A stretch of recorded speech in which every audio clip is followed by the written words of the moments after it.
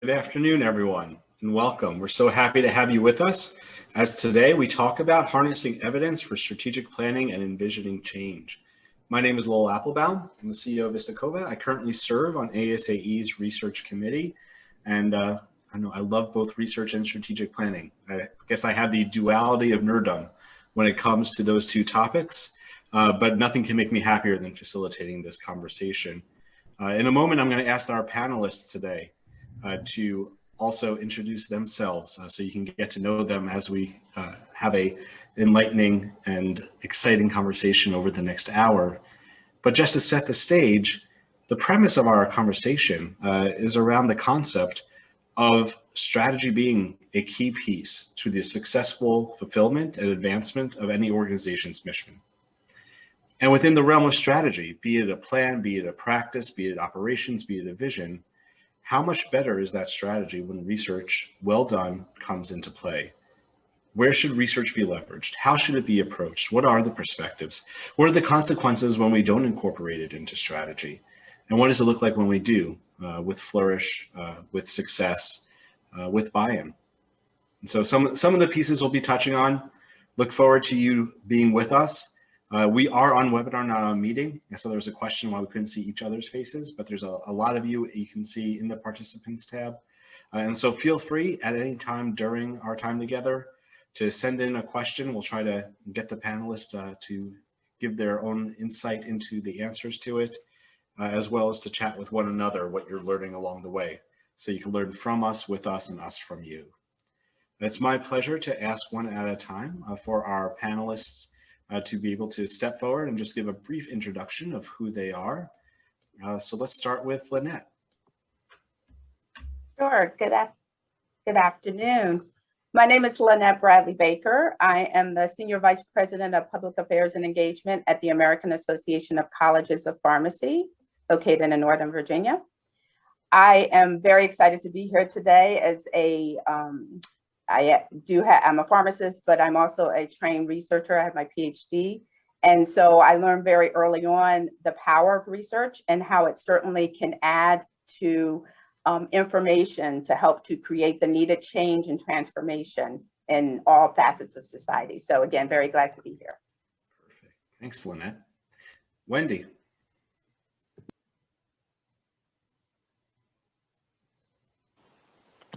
Good afternoon, everybody. So happy to be here with you and appreciate the opportunity to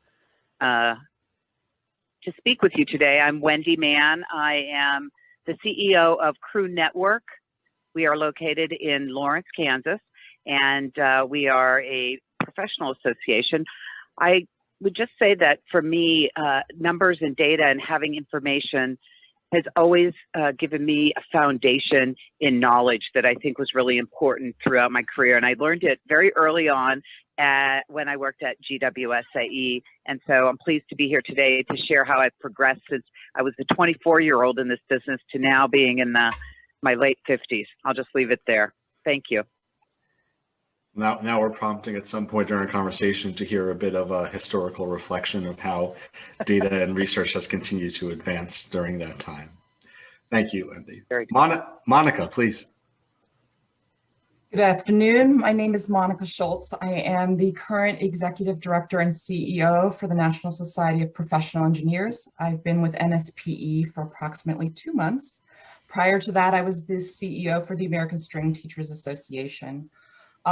Transformation, change, strategy are all things I'm passionate about, and also talking about it from the perspective of what data can help you make that transformation, and the perspective of sometimes having a very limited budget and staff to do it in. So I'm thrilled to be here today. Certainly, I have no doubt that we could hear from the audience that we could think about research and data and incorporate some budget efficient ways to approach it. Will be some interesting places to bring up as well. Thank you. And Oliver, please. Thank you very much. I have to say good morning because I'm from Phoenix, Arizona. And as of October, I became the president and CEO of the Arizona Society of CPAs. I've been in association management pretty much my entire professional career. And one of the things that I love most about it is strategic planning and looking into the future and trying to understand what trends might be impacting the organization and our members. And I have the honor of being a part of the Foresight Works Advisory Committee. And that has been a really very stimulating, interesting opportunity to learn about drivers of change and some of the long-term implications of trends and issues that may be impacting all of us and all of our members. And so I really have even more appreciation for the value of research and insight, and see how important it is in setting a strategic plan and helping navigate some of these very uncertain and turbulent times. Excellent. So as we go into our first question, I'll offer two bonus questions to our audience that you get bonus gold stars if you're the first to do either of these things. One, if you're the first to post the link to the drivers of change. It's on the research website. Oliver mentioned it. And so whoever's the first to post the link in the chat, bonus gold stars for you. And the second is, of course, one of the things we're talking about today is the key intersect between research and strategy. And so if it happens that your strategic plan or your strategic direction, right? Dina wins. Dina is the first to win. If your strategic plan or your strategic direction is publicly available on your website, we would encourage you to actually post that link in the chat as well. You know, we're going to be talking, of course, about the research aspect of it, but one of the key pieces here, as we hear about the different pieces of how research approach can impact strategy, is I'm sure the implication of what your various strategies look like would be interesting to everyone. So feel free, of course, to share that with one another so that you're a resource to one another, even as we try to be a resource to you. So panel, let's start big and broad, and I'll invite for the first question everyone to share. Perhaps one at a time will go better than everyone at once, but everyone to share. So how have you used data and evidence to better your organization's decisions? How has it been incorporated into organizational decision making? I'm going to call on people just from Brady boxes on my screen, Brady Bunch boxes. And so Wendy, you're the one that I'm seeing first, if that's all right. Thanks, Lowell. You know, I'll tell you a story. So I have been at Crew Network for 4 years, and I had come from an organization where data was the basis of everything. And when I arrived at Crew, and I would ask for numbers, they had numbers and they understood them, but from a organizational perspective and a data sharing with board and leaders perspective, it was not what we needed. And so in the 4 years that I've been there, we've moved from, you know, here's an Excel sheet with a few pieces of points of data, to we're getting every week now we get a weekly update on our where our registrations are for all upcoming programs. And what that's allowed us to do decision-wise is we can see trends happening or things not happening, and we can adjust marketing, we can make a different decision to deliver. And so we're constantly on that number. The same with membership. We weren't tracking the renewals as quickly and I think as efficiently as we could, so that we could see when things were coming in, did we need to pivot and add an outreach effort or some other simple things. So those were these are very basic fundamental things, but we weren't doing them. And so what I've seen is the transformation that's happening is we now have a dashboard the board sees every month that has every single piece of data that we need in terms of membership, programming, financials, and I think it's opened their eyes, and we've become more business focused. And for the staff, we've moved from those early days of just having Excel spreadsheets to we are now implementing business intelligence software. And so we're going completely into being a data-driven organization. I think for us, the transformation might come in another year or two where we're really a different organization. So I'll pause there. Now, Wendy, I love that within that narrative, you had the elements of needing to seek data. You had the elements of what are the right pieces of data that we need to seek for the right conversations. right? You had the idea of like an analytics approach, that there could be a dashboard and a snapshot. And then what you're talking about is then the transformation of those analytics into actual knowledge, which I imagine we'll get more into that. But that's a really nice flow that you were able to outline. You had a request in the chat if there's a sample dashboard that you're able to offer. I think people are interested in it. It may not need to be at this moment, but you're getting fan requests already. Lynette, oh, sorry. Okay, go ahead. Sure, thanks, Lowell. I think at my association, we've used that data and evidence in a variety of ways. It has provided direction and evidence as to our strategic planning priority areas, as well as other organizational, setting other organizational goals, operational or the like. It has also provided us with information to utilize and to provide that rationale to either sunset or discontinue programs as well. And unfortunately, sometimes in associations, we tend to add on and not take off, but data can certainly help us with that as well. We are very fortunate in that we have an institutional research group that is comprised of trained data researchers, and they do yearly surveys of our members that really help them with a lot of their operations and planning and the like.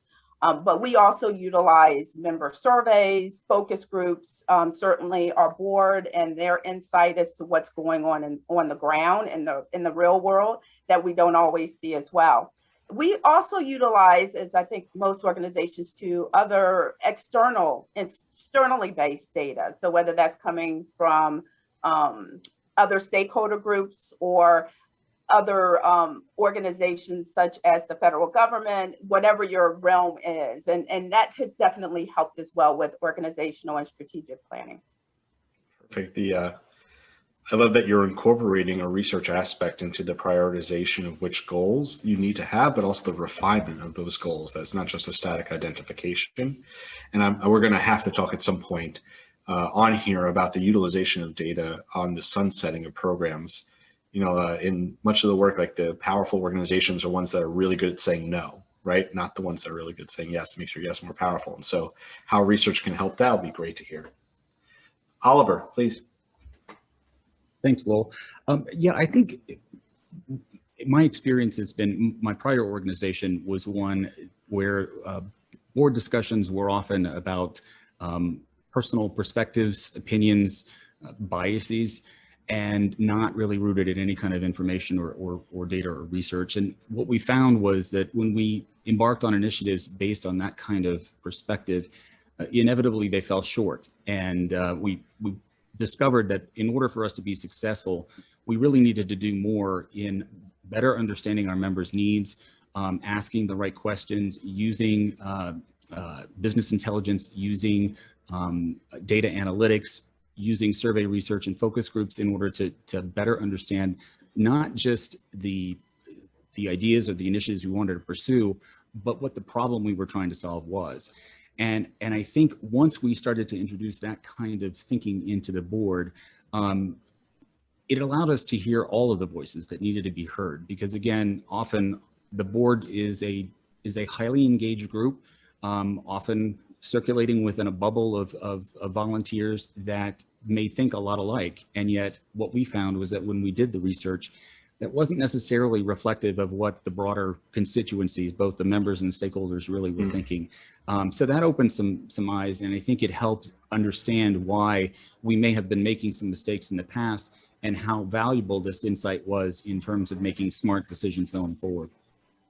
That's excellent. You know, the idea that in the absence of data driving knowledge, personal perspective is what drives board agendas and what drives strategy for an organization. And a board can be incredibly well-intentioned, but it doesn't mean they have the broad perspective and knowledge needed to prioritize the right things. That's great. Thank you. Monica, please. Thanks, Lowell. Similar to Oliver's description of his board, at my previous organization, when I started, there was a volunteer organized strategic plan with 100 different tactics and no real data to support that. And so we realized that we needed to focus, and the organization was in dire trouble financially. And we needed to focus and we needed to use data. And so we were starting from a very, very basic point of being, having a database that was not ready to share any kind of data, to building a plan where one of the pillars was sustainability because we needed focus. We used our plan, and part of the board education was we needed to learn how to say no by using research and using our plan. And so it was an education process, not just for our team internally on what data we needed to be collecting, but also on how the board, educating the board on how to use the plan as a filter, because as board members, they were getting many, many requests for different programs, and we needed to be focused because we needed to become sustainable. I think one of the dashboards that we used that ended up being really helpful was one on return on investment, because sometimes as we were looking at our sustainability, some of our programs looked really great on paper, but when you started digging deeper into the data and in the return on investment, that we saw that there were certain programs that really needed to be sunsetted and others that we needed to invest in order to grow our sustainability. And we were successful within 3 years of being able to turn that around. So it's a continuous journey, but definitely one that can get you to where you need to go. Thank you. What I love is like the idea that you were able to start from sounds like almost a very simple or incomplete system and help them be transformative and starting to adopt practices of best data inclusion and reasoning. So they both could speak to the membership, like it was an aid for your leadership and how to interpret like priorities to your membership, as well as the priorities of the organization. You know, something that explicitly in both Monica and Lynette's comments and implicitly in the others is the idea of the utilization of data to be able to better say no, right? To create the part of strategy, we're talking about strategic planning, right, is to create the capacity to innovate, right? And so you have to be able to say no in order to do strategy. Now, I was wondering if anyone had any specific examples they could share of before we get to how data helps you say a better yes. Let's first start from how a data helps you say no, so you have the capacity to say a better yes. Oliver, I see your hand is up first, sir. Yeah, there's a couple of examples.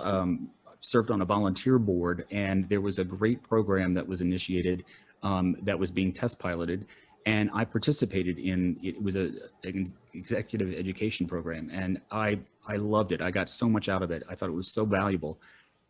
We set benchmarks over the course of the 3 years that we were testing out the initiative to determine whether or not to continue. And at the end of 3 years, it was apparent that this was not getting the traction that we needed it to. So we had to discontinue it, and it broke my heart because I had gotten so much value out of it, but I realized this is exactly what board members always do. They like a program, they fall in love with it, and they don't want to let it go. But we said from the beginning, we're going to give it 3 years. This is what we're going to measure. If it doesn't work, then we're going to get rid of it, and we ultimately did. Similarly, at my prior organization, we had launched a new program. Again, we're going to give it a 3-year runway, see how things go. These are the benchmarks that we're going to use to determine whether or not to continue it. At the end of 3 years, we did not meet those benchmarks. And so, again, to the dismay of many people, but not the vast majority of people, we discontinued the program. It was the right decision. It was hard, but again, if you set those benchmarks in place and you're using data, it does help to make better informed decisions, so you're not continuing to try and sustain something that really has shown it's not viable. Thank you. Monica, did I see your hand was up? Something similar to Oliver's. In the space of my last organization, there was a program, a solo competition that had been around for a very, very long time. And I think sometimes one of the struggles we have as leaders is those programs that have had longevity and yet, and on paper sometimes looked pretty good. But what we ended up realizing is that when you started looking at the actual business aspect of it, and that included the resource capacity of what it was taking staff time, because sometimes we lose sight of what it actually, when you're resourcing it, what it means for capacity internally, particularly if you have a small team. So we were able, because the other thing I think is imperative is that when you're looking at your board and develop the culture of data and know is to have the right people in the room, because sometimes we just don't. But I happen to have the right people in the room that had the ability to look at the financials, look at the resourcing of this very long solo competition that we have been doing, that had been losing money hand over fist every year. And they had the courage to sunset it, knowing that there was going to be feedback of people that were going to be unhappy about it. But you need the culture on your board too sometimes in order to affect change along with your data. Absolutely. As Lynette and Wendy, as you answer the question, add on to this, if there's any aspect around how the sunsetting of programs, within there's the measurement of the return of programs, the ROI of programs that you can build into your answers. It was another aspect brought up in the chat, if it's possible. Lynette, please. Sure. I think the example I had is very similar to what Monica described, a long tenure program that was really spearheaded by a very prominent member of our academy. And year after year, just the utilization, the data analytics, even to the site that it was listed at, was just going down. And coupled with that was a staff member who was in charge of it that just loved the program. And so after a while, it just got to the point where, you know, the data, the uptake, the revenue that was supposed to come in through it just was not there. And so the decision was made with a little bit of upset, very prominent member of the academy, to sunset it. When you're looking at return on investments of those programs that have been profitable, I think that that's an area that is definitely going to be different for each program, for each association.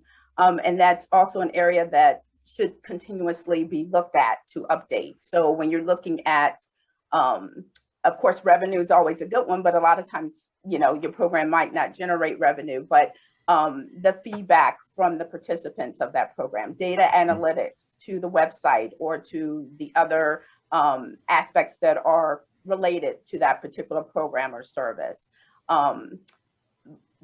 Staff, I think staff is a big part of this as well, you know, making sure that staff has the ability to provide their insight, their learnings as to how to make it better. Because I think one of the things that is key to associations being able to be innovative and thrive is that nothing can stay the same for a long period of time. And so continuously looking at you know, how you deliver that program, the data that needs to be added in order to make it better, and just continually growing or pulling back as needed in order to make it the most germane for your members.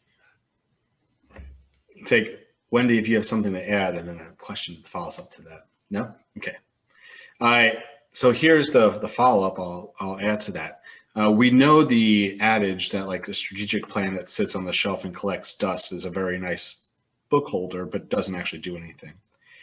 And one of the conversations I've heard often, especially recently, is that there's a corollary to research, that research done well is a moment in time. But once you get past that moment in time, unless you're doing a longitudinal study, like how is it still applicable, right? And so I'm just wondering, as you're thinking about how we talk about the need for ongoing strategy, right? That it's about ongoing strategic practice. Do any of you have any insights about what's the correlation to ongoing research, like ongoing research practices, so that research isn't just about a moment in time, but can continue to inform, and any organizational practices you have to allow that to happen?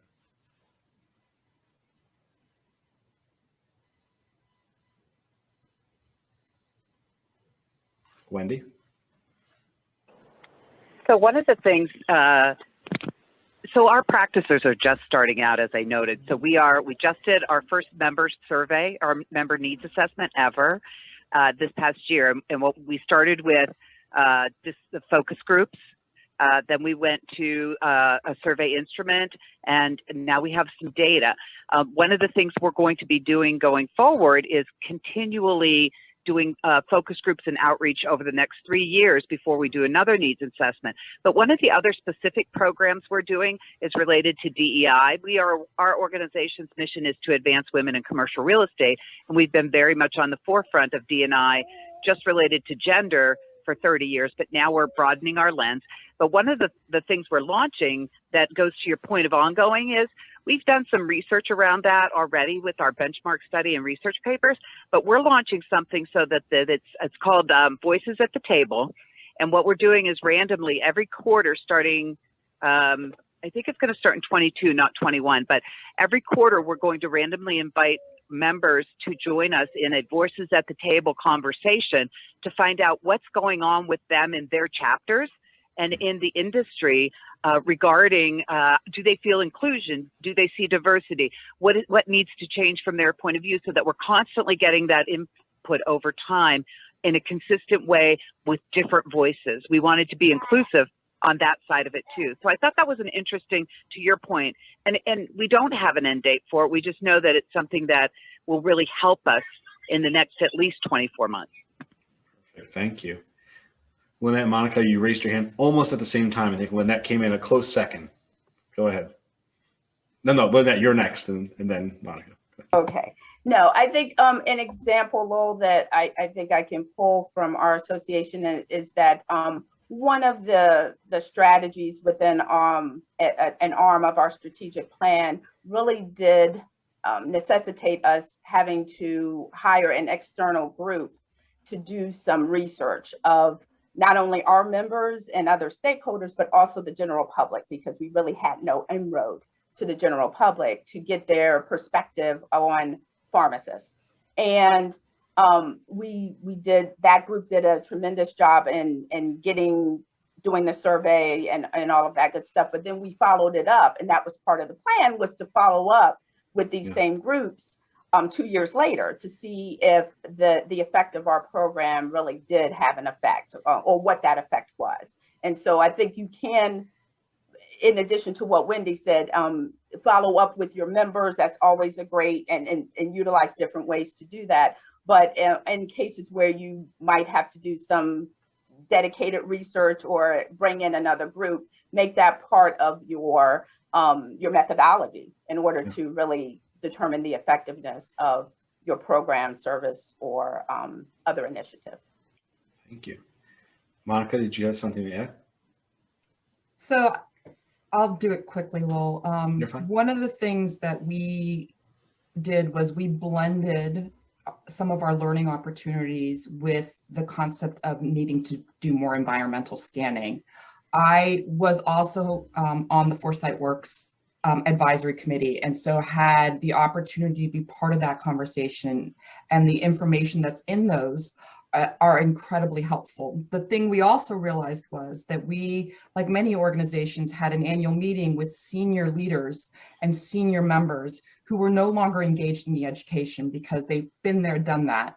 So we wanted to get them engaged, and on one side, so building engagement. On the other side, we knew we needed to be scanning our environment to see what was coming down the pike. So in utilizing the tool, the Foresight Works, we were able to do both. It was in its infancy when I left, but it was something we were planning on doing every year, so that we were building an engagement opportunity for our senior leaders, as well as collecting data and research on what they are seeing on the horizon for the industry.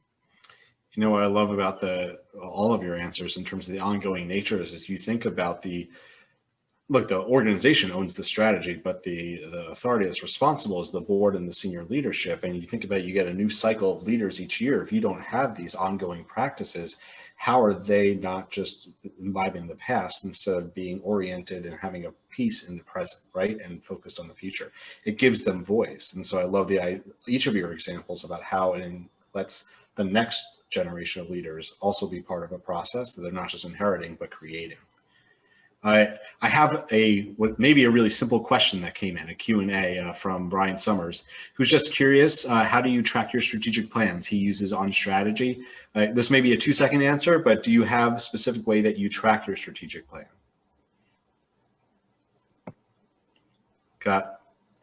It looks like Lynette unmuted first. I'm going to call her, and then Wendy, then Oliver. That is something, and I'm glad that question came up, because I surely would want to learn the answers. We have not found an effective method to be able to track it. I mean, those staff members and board members who are, if you will, overseeing a specific area of the strategic plan, they have their own methodology or their way of thinking about how the various aspects of it are being met, whether that's the strategies or the tactics. But overall, being able to provide that picture for your overall membership, we have not been successful. So I would greatly appreciate any insight. Perfect. Wendy, you're next. So we do two things. We actually do a biannual update for the board in June and in December, so that in a 3-year plan, twice a year, they're getting an update. And what we do from a staff standpoint is the senior staff is responsible every 6 months to go into a centralized document to add in what we've accomplished under each goal and each objective and tactic. And so that at the end of the year, we have a summary of what we've achieved and then what needs to carry forward into subsequent years of the plan. Perfect. And Oliver? Sorry about that. We don't have a specific tool or program that we use, but it's very similar to what Wendy described. Each strategy has specific measures that are used to benchmark our progress against those objectives, and those are reported on a quarterly basis and updated. One thing I did want to mention, though, is that at one of the Foresight Works advisory meetings, I believe Reggie from ASAE, and he may kill me for doing this, developed what it was a very sophisticated tool, but it was an actual strategic planning tracking tool that ASE has developed for its own strategic plan. And we all said, please send it to us, because this is exactly the kind of thing that we really need and that doesn't exist. So perhaps there's an opportunity for ASE in there. We'll have to send the message and then the request back to the tech IT wizard himself, so that we can hopefully learn from his wisdom. That's great. Thank you all for those pieces of insight. We had one other come in here. Yes, this was the one that came in. So in the discussion about research so far, you all have discussed the aspects that are quantitative, coming in from your AMS, seeking other sources, but there's been a lot of infusion around qualitative research, around the idea of these discussions and these opinions and right. And so the question that came in is, it may be easier from a BI perspective to translate quantitative data into reports, trajectories, right? Like what happens, trends. How are you approaching translating qualitative data to get to knowledge that can then inform strategy? What's your approach to the qualitative? Didn't promise that our brilliant attendees would have easy questions for you. Oliver. Well, I don't know if this answers it, but one of the things that we do is generally when we're collecting quantitative data, the staff team will get together and review it and have discussions about trying to understand what the data is really saying, and then putting that into a narrative that we can share with the board that then is structured around a discussion. So the perspectives are incorporated into that report, but there's also guided questions and discussions with the board around, do you agree with that assessment? What things are we missing? What's your take on our perspective on what we presented?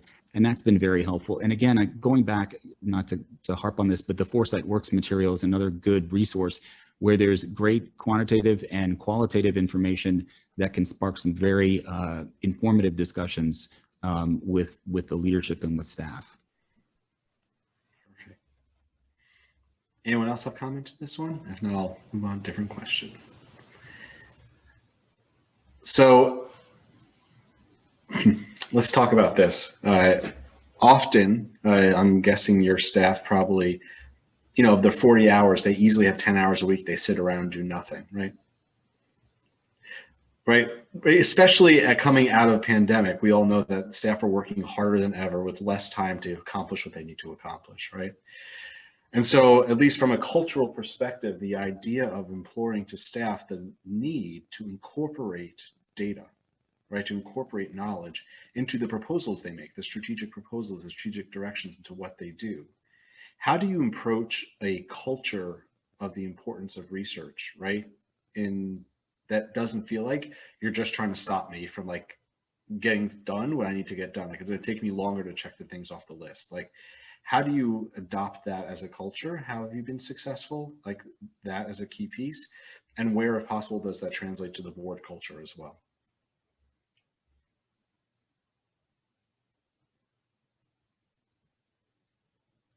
Wendy, and then Oliver. So I will start with this and say that I have been very proud of my staff because they have used data to stop me from doing things that have come up. And so what we're doing is we're saying now when we're talking about a program or an event, our culture has shifted from, well, this is what we always do, or this is how we've always done it, to, well, here's what the member needs assessment told us, that these top three topics or these three formats were really important, or this is how they viewed that particular service. And so so on the programming content side, we're using that data, and so they're really engaging in the data. They're engaging in all the different information that came out of the needs assessment. And how they're using the strategic plan with me is, if I'm a big, huge idea person, I admit it, and I drive everyone crazy saying, wow, that's so cool, we should do it. But the great thing is that they're finally going, Wendy, that's not in the strategic plan. The data doesn't support that. No, I love that. And they're afraid to do it. And I'm like, no, I love it. This is great because this is why we did these things. And it stops me cold. I mean, it shuts me down right away. And that's a good thing. And from the board standpoint, I think the board having the data on the dashboard every month enables them to not question things and to allow us to execute based on what we said. So their data is almost like a comfort zone now, where we can say, well, this is why we're doing that. And they ask questions. We get a lot of numbers questions. So I'll stop there. But it has been really thrilling to see staff leverage that in all different ways. But perfect. Thank you. I think Oliver, you were next. Yeah, Wendy, like you, I really depend on staff to stop me from doing some of those things as well, and agreed that the data is very important in that respect.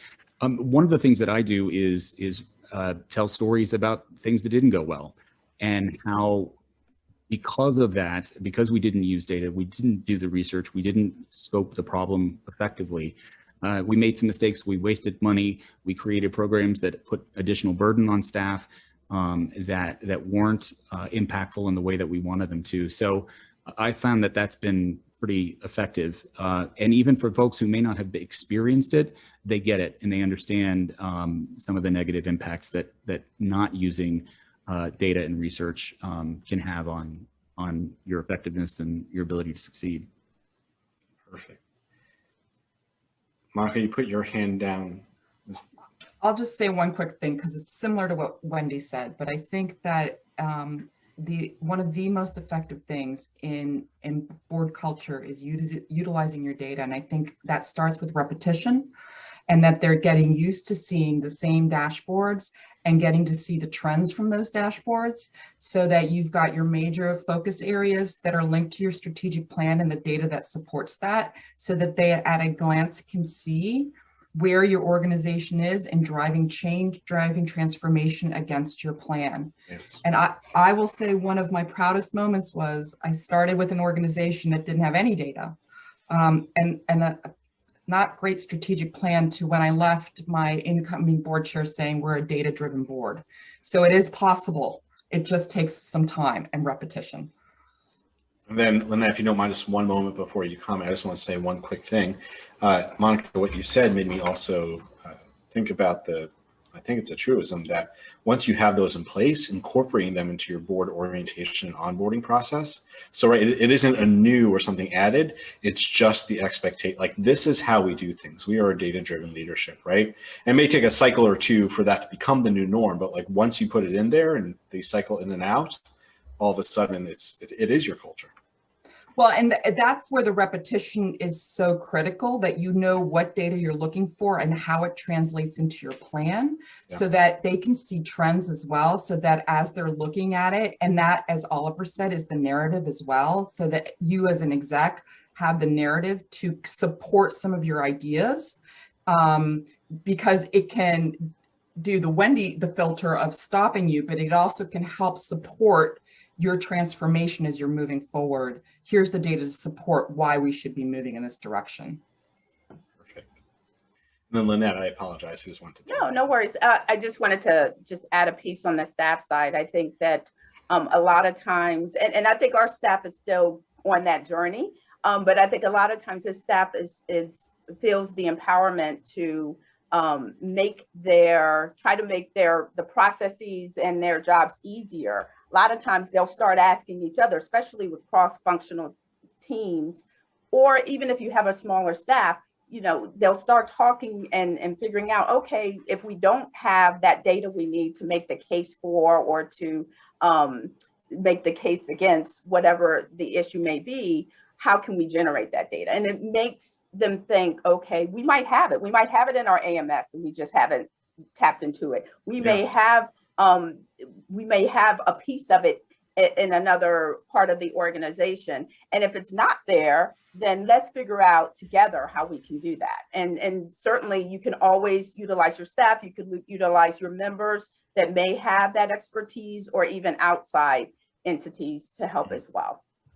Let's follow up on that. Let's dig a little deeper. As we think about sources of data that you turn to, the sources of knowledge, of the research that you turn to, clearly accessing data within your AMS, right? Like, and diving deep in there.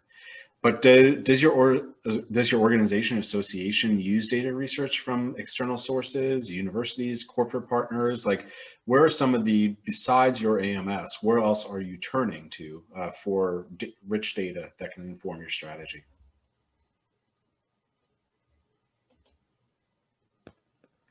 Oliver?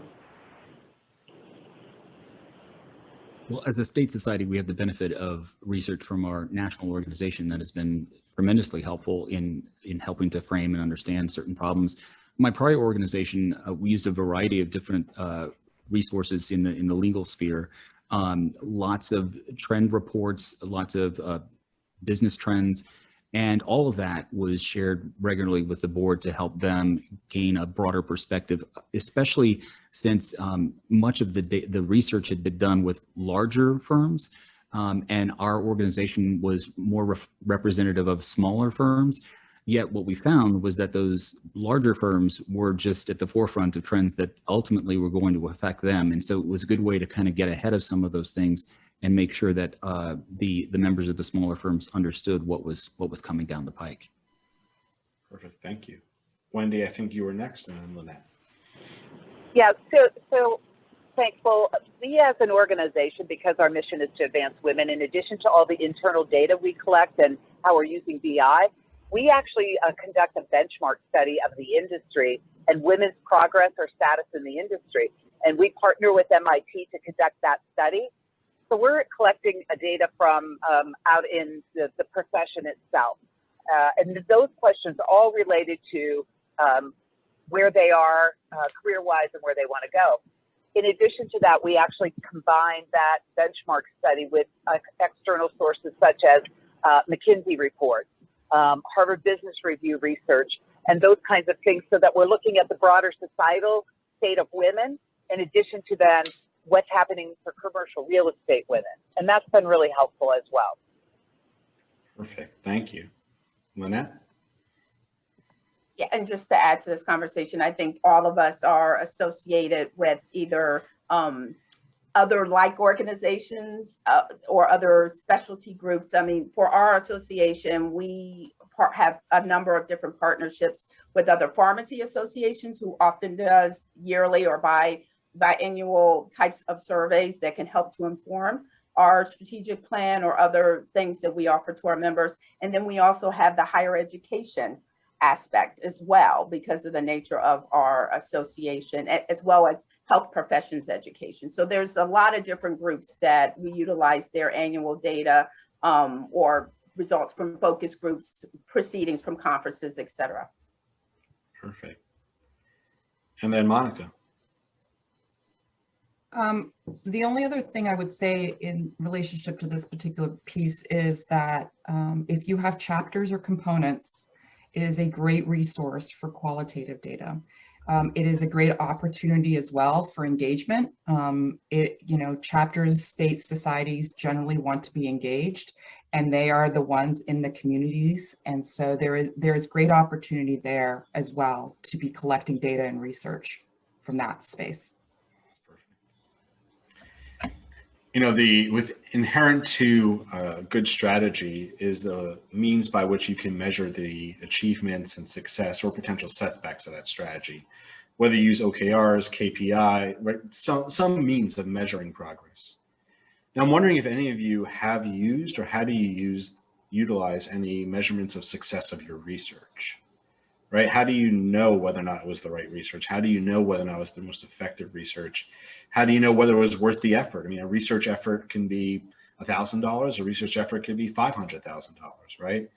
And so how do you approach acknowledging when the research you invested in, staff hours, volunteer hours, money, resources, has been successful? How do you characterize that? Wendy, I think your hand's still up from the last question. It's not up to this one yet, right? Okay. Oliver, please. At a previous organization, we did a rebranding initiative, and we did hire outside expertise to help us with understanding, our brand promise and those kinds of things.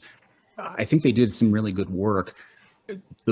The research, though, was limited to to focus groups and interviews with a select group of members. And again, I don't know that all the voices were at the table. And so because of that, I don't think we got the breadth of input from them that would have helped in perhaps avoiding some of the missteps with the rebranding that we initiated, or tried to initiate, I should say. And so from that perspective, I think you do have to know the right questions to ask. You have to understand the audiences that you really need to reach and how deep you need to go in order to get that full picture. And I don't think we did that very effectively in that instance. And so that's a situation where, again, understanding the problem and the scope initially better may have helped us get different results. Thank you. That's a very good point. The time we put on the front end and making sure we ask the right questions, right? The data we have is only as good as how we can translate it to the questions that we're trying to answer. Do any of you have any thoughts on that? On how do you have any sort of approach or method or stories of success or setback in terms of making sure you were asking the right questions before you jumped into a research project or a research initiative? Wendy? Well, this is sort of a tag on to Oliver's, but it may address what you're saying too, which is that I feel like we've had a success with research and data collection. There's two ways I look at it. There are questions that validate what we thought, and we go, hooray, it's valid. It's not a surprise, but it validates. But when you ask questions where you're surprised and you find a new nugget of information or something you didn't think about, that's when I feel like, wow, this is really valuable to us now, because we didn't know what we didn't know on this. And that does get to your point about asking the right questions. I think the best way to ask the right questions that I've encountered is, I love a good focus group. But, that goes to then, do you have the right people in the focus group, which is sort of what Oliver said as well. But I always get really good people asking questions and going, well, why would you ask that question? Or why would you go down that road? So for what it's worth, that's my thought. Thank you. Monica, was your hand up? I'm going to be repetitive, so I won't spend too much time on it, except to say I have asked the right question to the wrong people. So make sure you know who you're looking for, who you're not asking, because I think that sometimes is much more impactful than if you keep asking yourself the same question and wondering why you're not getting where you need to go. No, I have at least 20 more questions to ask, but I'm also looking at the clock. Each of you have given such great narrative and nuggets and more expansive pieces of knowledge. As we're starting to close up the session, I was wondering if each of you have perhaps a a leading thought or takeaway or question or guidance that as we have our attendees listening to how you have successfully incorporated research into strategic practices, what would you share as a place to start or to reflect upon or a best practice? Monica, I see you highlighted, so it looks like you're going first. I guess what I would say is it doesn't matter where the starting point is for you, if you're sophisticated or if you were where we were, which was with pretty much nothing. Knowing, being repetitive and embedding the culture of data into your board to drive strategy is a key success factor, because without the repetition through orientations and consistently showing data to your board to support your narrative, it will be much harder to be successful. Perfect, thank you. If we're going backwards, we'll go Oliver. I think you went last introduction, so we'll have you go next here. Great. Just a couple of things. One, I think I've explained the why data is important, how it helps make better decisions, make sure your board and your staff can see the value and tell stories about how it can make a difference. Start small. If you're initiating this for the first time, don't overwhelm board and staff with a lot of data and a huge research initiative. Have patience. Sometimes it takes some time to plant those seeds and get people accustomed to it, and just keep at it. Don't give up, and eventually you'll have successes like Monica's, where her board is now transformed into a more data-driven organization. Awesome. Thank you for packing all of that into a small, short nugget. I like it. Wendy, please. So I think one of the really important things that I would leave you with is you have to be able to take data, take data and information and translate it into knowledge. And so that knowledge piece for me is making sure that the entire team, internal to staff, understand how to look at data and information and turn it into knowledge that benefits the organization. We talked a lot about the mechanics, but it's that's not you have to work with people and say, well, look at this, and this is why that's saying that, and question it. So I think that I would encourage you, as you're trying to create the culture and you're trying to leverage your data more, to make sure that you're facilitating that transition from here's a set of numbers, here's the knowledge. How do I make that into knowledge? Thank you. And of course, Lynette. Right, thank you. I would just say utilize the people around you in order to be able to effectively find data, utilize data, evaluate data. So that spans from your staff members to your board to those seasoned members that have different perspectives and different areas of foresight, if you will, that you may not have. And I think a lot of times we don't take the time to really sit down and pose those questions to ensure that we're meeting the best needs of our associations. So thank you. Thank all of you for being so open, honest, and authentic in sharing your perspectives and your experiences.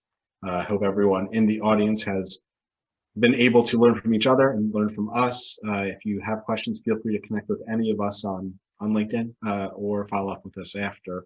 And I will turn it back over to Maisha.